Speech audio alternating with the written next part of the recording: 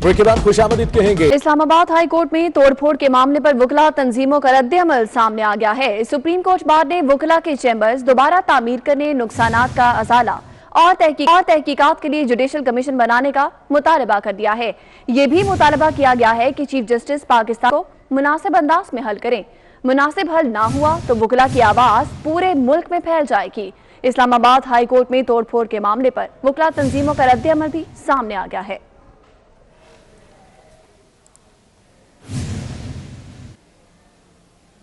Islamabad high court में एहतजाज के दौरान तोड़फोड़ करने वाले वकला की शामत आ गई। तौहीन अदालत की कार्रवाई होगी। वकला के लाइसेंस मनसूख करके इस्लामाबाद बार काउंसिल को रेफरेंस भेजे जाएंगे। इसी पर बात करेंगे एहतशाम कियानी से। एहतशाम बताएगा मुश्तइल वकला के लिए क्या एक्शन लिया गया है। देखिए, मुश्तइल वकला ने आज बड़ा पुरतशद्दुद एहतजाज किया है और chief justice Islamabad high court तरमीन के चैम्बर में घुसे। उसके साथ ही चैम्बर की LED तोड़ी, खिड़कियों के शीशे तोड़ दिए और उसके बाद चीफ जस्टिस तरमीन ने अब ये एक्शन लिया कि जो तमाम वकला जो इस तशद्दुद में मुलव्वस थे उन तमाम 21 वकला के खिलाफ रेफरेंस इस्लामाबाद बार काउंसिल को भेजा जाएगा ताकि उनके लाइसेंस मनसूख किए जाएं। इसके अलावा उनके खिलाफ तौहीन अदालत की कार्रवाई का आगाज किया जाएगा, ये भी फैसला कर लिया गया है। तर्जुमान इस्लामाबाद हाई कोर्ट ने प्रेस रिलीज जारी करके ये तमाम तर चीजें बताई हैं। इसके अलावा जो वकला हैं जो इस एहतजाज में शामिल थे, जिन्होंने तशद्दुद किया, जिन्होंने तोड़ फोड़ की, उन वकला के खिलाफ FIR भी दर्ज हो गई है, ये भी तर्जुमान की जानिब से बताया गया है। तफसील आपके लिए शुक्रिया एहतशाम। DG IS बिहार मेजर जनरल बाबर इफ्तिखार का कहना है कि पाक फौज का इस वक्त सियासत से कोई ताल्लुक नहीं। पाक फौज को सियासत में मत घसीटें। मेजर जनरल बाबर इफ्तिखार किसी से कोई बैकडोर राब्ता उन्होंने कहा नहीं है।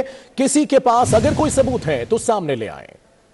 दिनों से इस चीज के बारे में काफी चहमगोइयां की जा रही हैं। मैं लेट मी से इट अगेन, मैंने लास्ट टाइम भी शायद इस बारे में बात की थी। मैं एक मरतबा फिर ये कैटेगोरिकली कह देना चाहता हूं कि कोई सियासत के साथ हमारा अफवाज का कोई ताल्लुक इस वक्त नहीं है और किसी किस्म के कोई बैकडोर राब्ते या बैकडोर चैनल्स इस चीज के लिए इस्तेमाल नहीं किए जा रहे।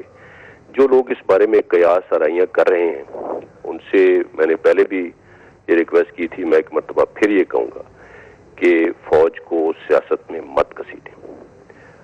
We have our hands full.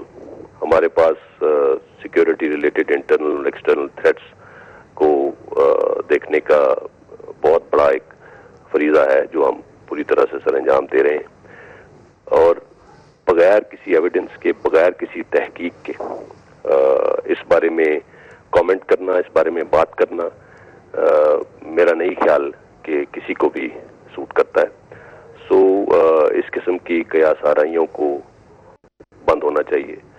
जो भी इस बारे में कोई कमेंट कर रहे हैं, अगर उनके पास कोई एविडेंस है, कोई सबूत है, कोई तहकीक के मुताबिक उन्होंने कोई चीज सामने ला सकते हैं तो ले आए, दिखा दें कि कौन किसको कॉल कर रहा है, कौन किससे बात कर रहा है। There is no such thing happening. So I would again request that please don't drag the institution into this dialogue. Sheikh Rashid कहते हैं फौज समझा ही सकती है, लाठीचार्ज नहीं कर सकती। बैकडोर राब्तों की बात मुनासिब नहीं। उन्होंने ये भी कहा कि ऑपोजिशन के फैसले उन्हें सख्त नुकसान पहुंचाएंगे। मरियम नवाज और फजलुर रहमान की एक और पीपल्स पार्टी की दूसरी लाइन है। ऑपोजिशन का सेनेट नशिस्तों पर भी इत्तफाक नजर नहीं आ रहा। कह ही सकते हैं ना, वो कोई लाठीचार्ज तो नहीं कर सकते। वो इनको समझा सकते हैं कि भाई हमें इस खेल में ना लाओ, आप अपना खेल खुद खेलो। फौज ने एक बड़ा वाज़ेह पैगाम दिया कि आप आपस में जो मर्जी करें लेकिन फौज को ना घसीटें। अगर इनको अकल है तो ये इनके लिए एक अच्छा नुस्खा है कि हमारी मुखालफत करें, हम इनकी मुखालफत करें। और जो बातें ये कर रहे हैं पब्लिक जलसों में, लोगों को वो समझ है। इसीलिए आप देखेंगे कि लोगों का वो रिस्पांस नहीं होगा जो ये तोहफे लगाए बैठे हैं। मुझे तो ये सेनेट के सीटों पर भी इत्तफाक करते दिखाई नहीं दे रहे और सेनेट के इलेक्शन में उसी जमहूरियत और उसी असेंबली जिस पे ये लानत भेजते थे, जिस असेंबली पे, उसी से वोटें मांगने जा रहे हैं। कौमी असम्बली के इजलास में हंगामा आराई करने पर स्पीकर ने 3 अरकान को नोटिस जारी कर दिया। स्पीकर असद कैसर ने PTI के रुकन अताउल्ला खान, पीपल्स पार्टी के नवीद कमर और नून लीग के हामिद हमीद को जिम्मेदार करार दे दिया। बहुत हवाला करना चाहते हैं, हवाला नहीं करने देंगे प्लीज। जी जी प्लीज अब बात करने दे। जी मुराद सईद साहब। चेयरमैन साहब आप थोड़ा ये नहीं चाहते, बैठे आप प्लीज बैठे। स्पीकर साहब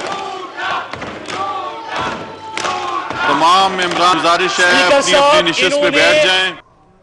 रावलपिंडी टेस्ट में शानदार कारकर्दगी दिखाने पर गुजरांवाला में हसन अली के दोस्तों, घर वालों और मद्दाहों ने खूब जश्न मनाया। साथ ही क्रिकेटर्स ने केक काटा, खूब रक्स भी किया। मनाजिर आप देख सकते हैं। रावलपिंडी टेस्ट में शानदार कारकर्दगी दिखाने पर गुजरांवाला में हसन अली के दोस्तों, घर वालों और मद्दाहों ने खूब जश्न मनाया।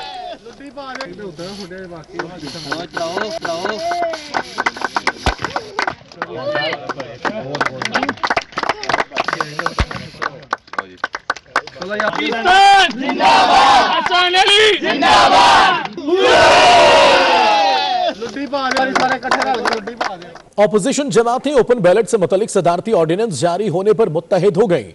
ऑपोजिशन जमातों ने सेनेट इजलास के लिए रिक्वेजेशन जमा करा दी। रिक्वेजेशन पर ऑपोजिशन के 28 सेनेटर्स के दस्तखत मौजूद हैं। तो इस तरह ऑपोजिशन जमातें ओपन बैलेट से मुतालिक सदारती ऑर्डिनेंस जारी होने पर मुत्तहिद हो गई। ऑपोजिशन जमातों ने सेनेट इजलास के लिए रिक्वेजेशन जमा करा दी। रिक्वेजेशन पर ऑपोजिशन के 28 सेनेटर्स के दस्तखत मौजूद हैं।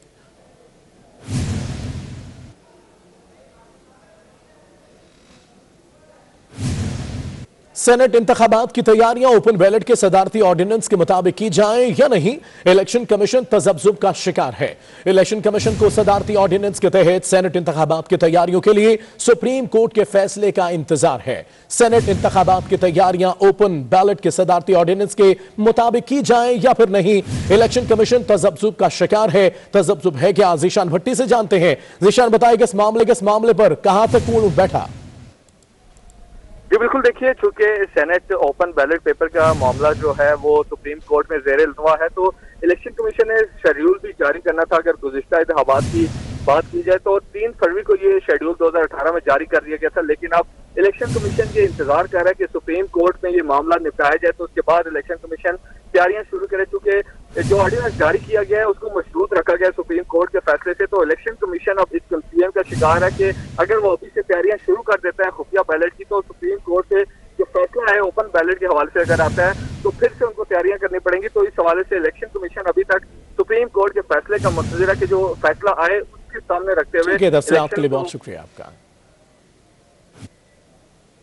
कायम मकाम गवर्नर पंजाब चौधरी परवेज इलाही ने इमरान खान के इकदामात की भरपूर तायद कर दी। कहते हैं हालात बेहतरी की तरफ जा रहे हैं, मुश्किल वक्त खत्म होने वाला है, सियासी कुव्वतें मुज़ाकरात से मसाइल हल कर सकती हैं। साबिक जिला नाज़िम मुल्तान फैसल मुख्तार से मुलाकात के दौरान गुफ्तगू में चौधरी परवेज इलाही का कहना था कि सियासी इंतशार और अदम इस्तेहकाम मुल्क और पार्लिमानी इदारों के मफाद में नहीं, मार्च किसी मार्च का नहीं, सेनेट इंतखाबात का महीना होना चाहिए।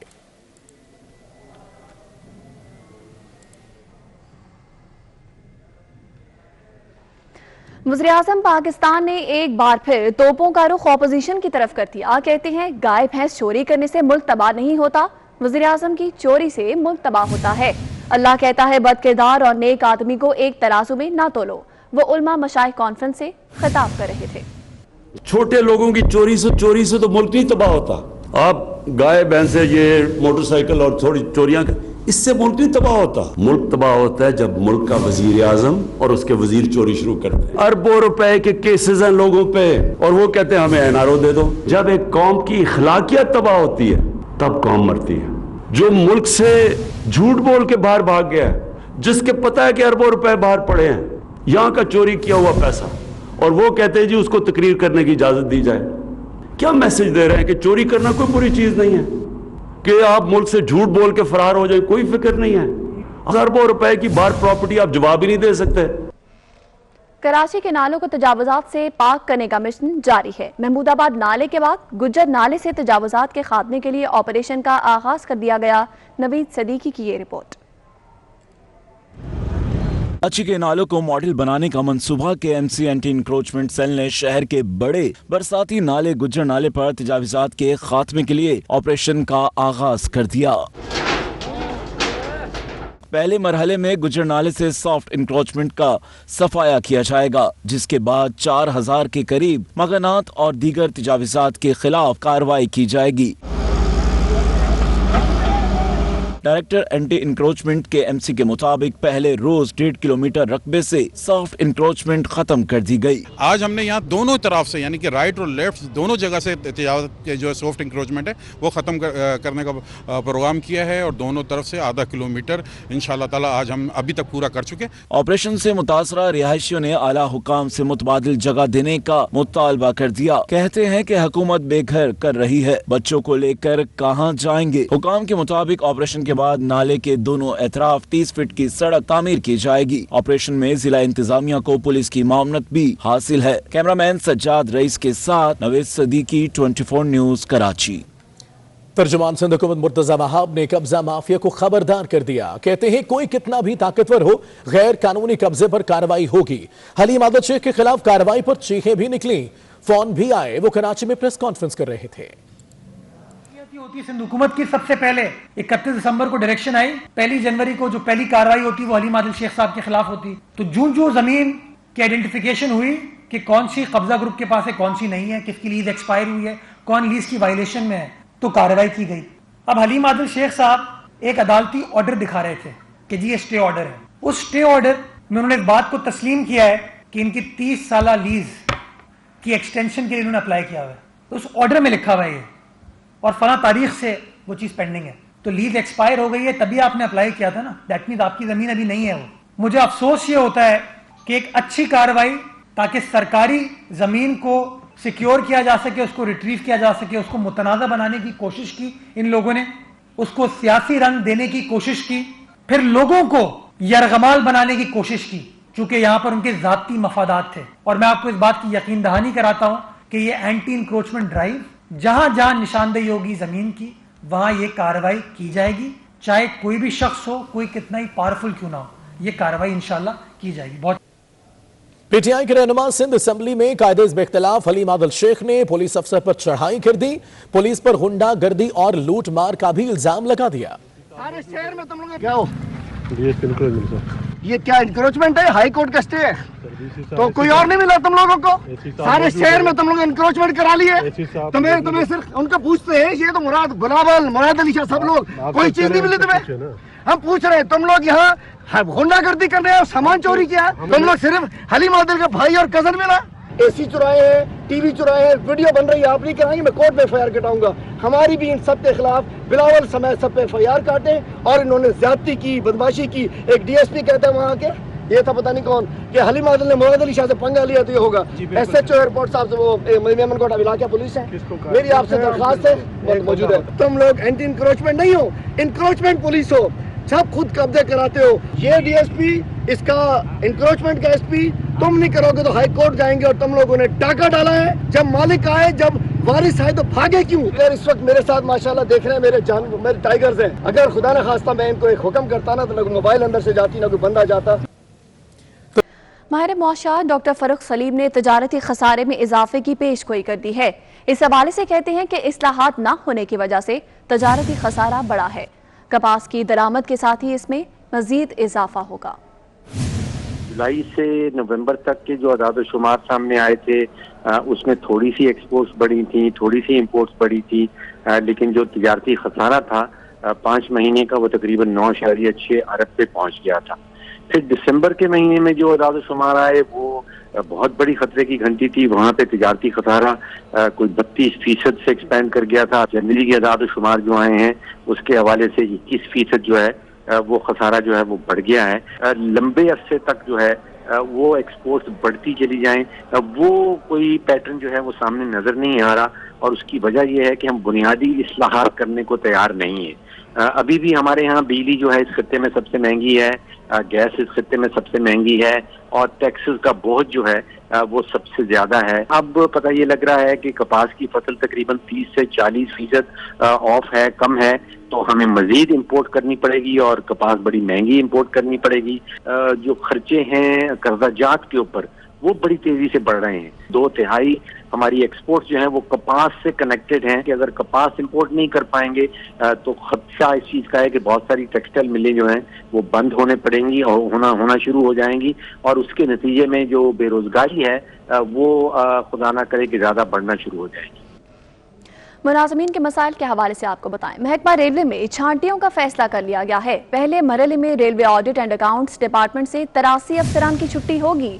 163 में से 80 अफसर ही अपनी जगह पर बरकरार रख पाएंगे। मुलाजमीन ने कल रेलवे हेडक्वार्टर्स में एहतजाज की कॉल दे दी है और इसी पर बात करते हैं। सईद अहमद सईद हमारे साथ मौजूद हैं।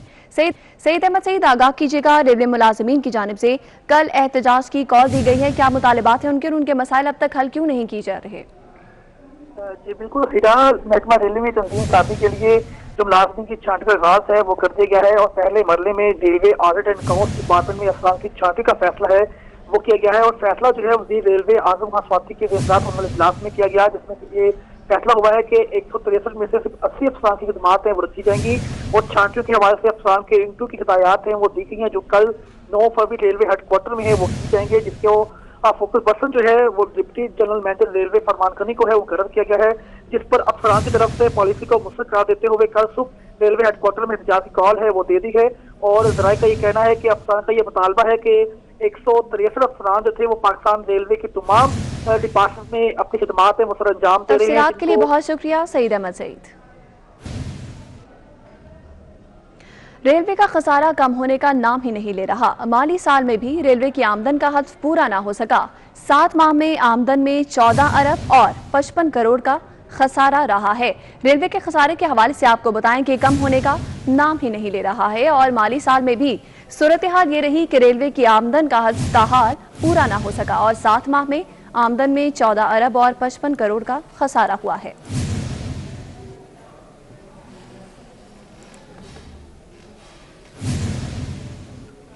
डॉक्टर बनने की ख्वाहिश दम तोड़ने लगी। लाहौर के सरकारी मेडिकल कॉलेज से दीगर सूबों का कोटा खत्म कर दिया गया। King Edward medical university, Allama Iqbal और फातिमा जिन्ना यूनिवर्सिटी से कोटे की सीटें कम और मेरिट के कॉलेजेस में शिफ्ट की जा चुकी हैं।